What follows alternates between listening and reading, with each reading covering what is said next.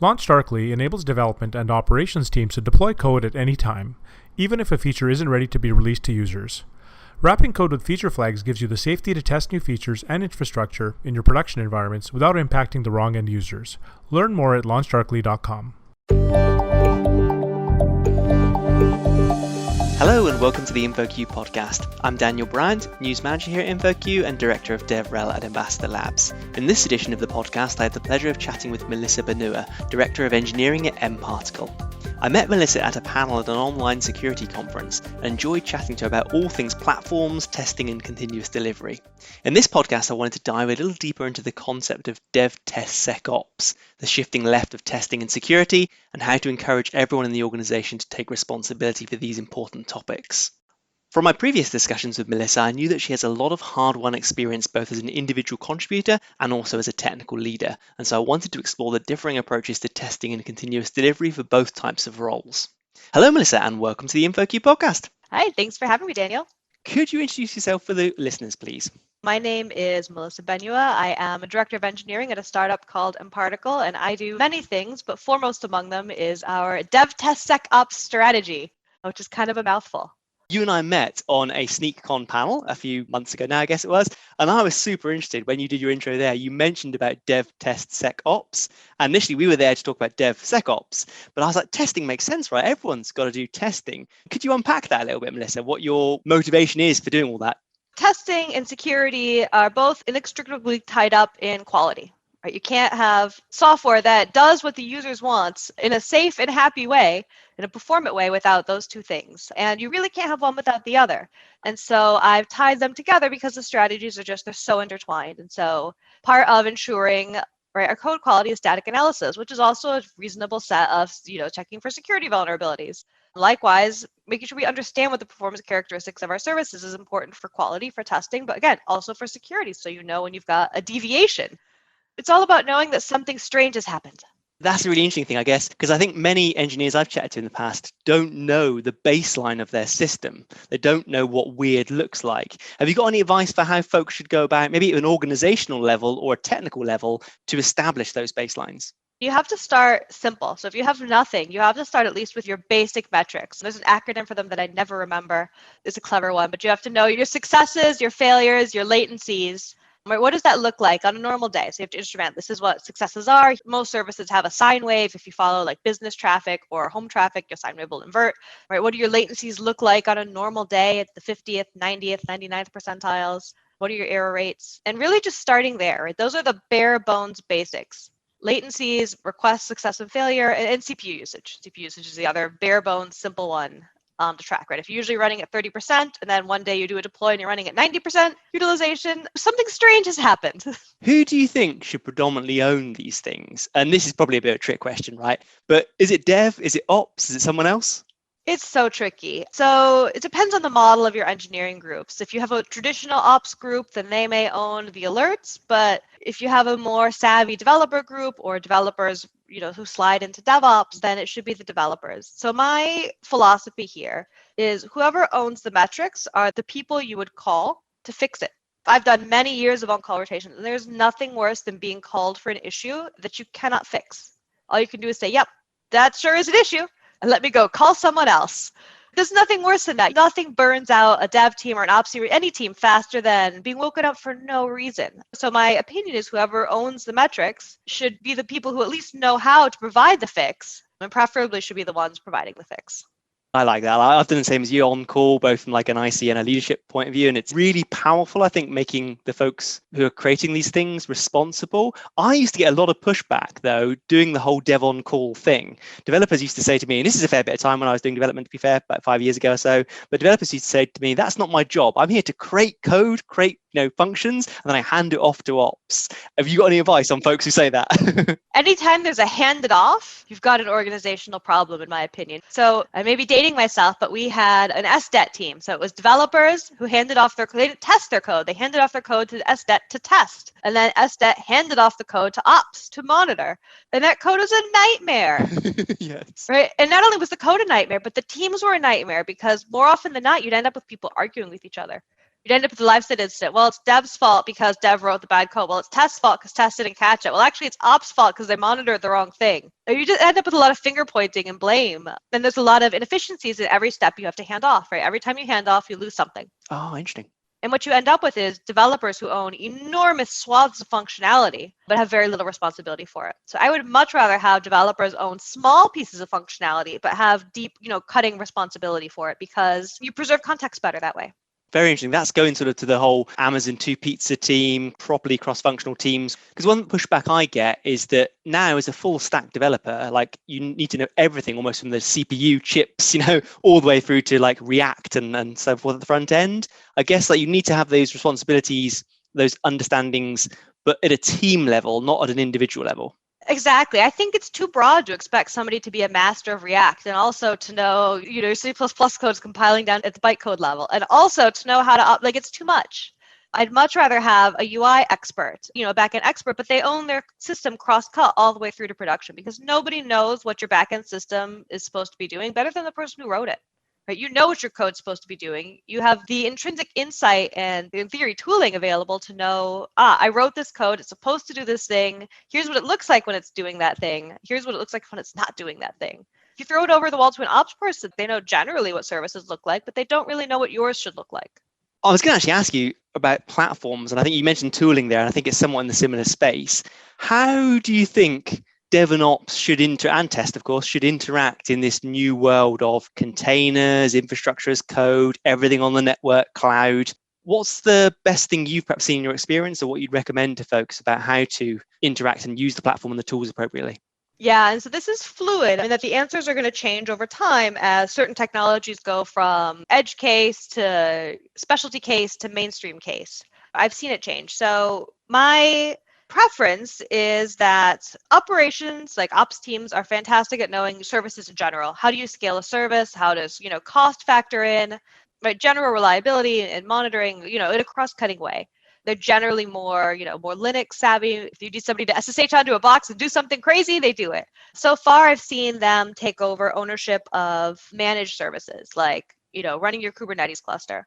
Because it's a specialized skill set, it's not something that's entered the mainstream yet. But in 5 years, I may have a different opinion, right? I may feel like, the tooling actually is mature enough that, dev should figure out how their skills are going to scale in Kubernetes. Today, I don't think we're there. But this is what I mean by it shifts over time as the tooling and the tools themselves enter the mainstream and more people know it. And the resources and everything becomes more accessible. It's sort of like, I use like the IAM rule. If you have to go into Amazon and write YAML to configure your services, probably you need a specialist. If you can do it through the UI or through a simple Terraform, probably you don't. Oh, I like that. I've had a few interesting chats with folks in terms of high-level constructs. So Terraform gets mentioned a lot, as does Pulumi, things like this. But again, that kind of comes back to some of the arguments of developers just having to know more stuff. It's great that Pulumi allows you to write infrastructure as code in a language of your choosing, a general purpose language. But then does the responsibility fall more onto the developers again? I view ops in the same way as I do security, the same way as I do test, in that they're a specialist provider whose job is to make it easy for the other teams to interact with them. So ops may write the grand bulk of the Terraform and make it so devs only have to write, you're setting up a new service, great. Here's the 5 lines of templated Terraform. You just have to customize little pieces. Same thing with security. The security guys know the tools, know the rules that need to be set, but they should make it easy for the developers to run and validate that they've done the right thing. Same thing with tests. Test experts know, what an end-to-end for automation framework should look like. You know the characteristics of it, you know what should be validating, but you shouldn't be writing every single test case. So what's the best way to go about introducing the DevTestSecOps mindset into a traditional team? So the most important thing you need is champions. You don't need even an expert, but you need a champion. You need somebody who's going to advocate for whatever it is. And it may be that you have a strong quality advocate. It may be you have, 1 or 2 security advocates, preferably 1 per team. So it sort of depends on your team structure and team size and team duration, right? If you have short-lived teams versus long-lived teams. I've tried it where I said from on high, hey, organization, I need you to do these things. And it doesn't matter what your title is, it's unlikely to be effective. But if you can convince 1 or 2 people on the teams, hey, look at this cool thing, and they can say, oh, look at this is amazing, it made my life easier. And then you have all these little seeds planted, little secret seeds planted in the teams that are much more impactful. Because if you hear it from 1 person, fine. If you hear it from 5 people, maybe there's something interesting. Any advice on how to create that. I've seen some folks like Gene Kim talk about running internal boot camps, trying to, almost like create champions. Any advice or thoughts on that process? I've done it a couple ways. The most effective has been having people float temporarily onto a project that they're interested in. So my team will have a list of projects we want to do, and they'll say, I want to really try this, and I'll see if anybody is interested in working, like a short term, like a month, 2-month project. Having them float over to my team, work on that, whether it's a testing thing, a tooling thing, or whatever it is, and then float back to their team. And it does a couple of things, right? If somebody floats in my team, I gain credibility as somebody, hopefully, hopefully I gain credibility as somebody who knows what they're doing, in theory. And then they are the ones who are doing some of the work. So they gain empathy for the work that's, sometimes quite hard, or sometimes quite thankless. And then they take those best practices back to their team. And then the team is hearing it from their teammate, not from somebody they only sort of know, right? Somebody they interact with and trust every single day. So a rotation, a float, special projects, hackathons, all of those things are secret tools I've used to build empathy. I like that. That is definitely like a bonus thing, I think, to take away there, because I find this really hard. I've done consultancy in the past, but it is getting your internal champions. I struggled with at times, but once I did it, the magic happened, to your point. Exactly. You got that chatter in the lunchroom, right? That chatter around the water cooler. And suddenly everyone was going, well, hey, I'm using Jenkins. It's much easier to deploy my thing now. And you're like, there we go, right? Exactly. I know that I've won when it's not me saying, but what about this cool thing? It's the developer saying, oh, yeah, Cypress. All of a sudden, they're, go from me pushing Cypress to one person trying out Cypress to all of them arguing over the best test pattern to use in their Cypress automation. Like, that's it. Then I know we're good to go. We're solid. I totally plus one on that advice. I've definitely seen that. So when I'm sat in a meeting and someone echoes back something I've been championing all the time, I'm like, result. Yes. Nice. Yes. Excellent. We might change gears a little bit now and think about sort of understandability, because, you and I were talking off mic. You've got to be able to understand a system to think about testing and security. Have you got any tips and tricks for folks to think about understandability, either when they're greenfield, building a new system, or maybe how do they understand something that's already in production, has been in production for some time? So if you're greenfield, it's relatively easy. There's a lot of best practices for how to start. There's a lot of ways to bootstrap. OpenTelemetry or something like that, and you can plug into a number of different providers. Your understandability is basically done for you. If you're not greenfield, which most of us aren't, you've got to bolt something on. I always say to start easy and start with what may be already available to you that you might not know. For example, if you're running in the cloud, your cloud provides metrics, right? Amazon provides you CloudWatch, Azure provides you, I forget the name of the Insight metrics, but I've used them before. Start with what you just get for free and see what that looks like, see what that tells you, and then see what that doesn't tell you, because there's going to be plenty of insights where you don't have, and then that's, the next step to figure out, okay, I understand my basic performance metrics, but I don't understand how many times and ways I'm calling into this database for duplicates or something like that, right? Other metrics that might be things that you might want to know about because they indicate a problem. And usually if you own your service, you understand that. And that's where a developer ops really shines above regular ops, because regular ops is going to look for different metrics than the person who wrote the code. The person who wrote the code, or the team that's responsible for the code, is going to intrinsically come up with different scenarios for failure that are functional, right? That depend on what is correct and what is not correct. So figuring out, okay, I need to understand what my interaction with the database is, and I'm not getting enough metrics from the free, cheap stuff. So I need to add a counter. I always say to start with a counter and not a log, because counters scale and logs don't. Obviously, distributed tracing is better. I should say logs don't with an asterisk, and that they technically do, but it's like 100 times more expensive than a counter does. Right? If you think about a counter in Datadog, increments 100 times versus 100 log lines, each line is, 200 bytes. There's a significant cost in network traffic, in storage, in natural language processing, in parsing and aggregating log lines that just doesn't exist in a counter. Just a byte.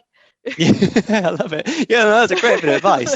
I think that's a hard won bit of advice by the sound of it, right? Yeah, I know logs are easy to reach for because, we can look at logs on our machines. Everybody understands logs, but they don't scale at all. So I always prefer to add a metric. And then, if you have a truly exceptional weird case, a log to provide more information. But it really should be a truly exceptional weird case.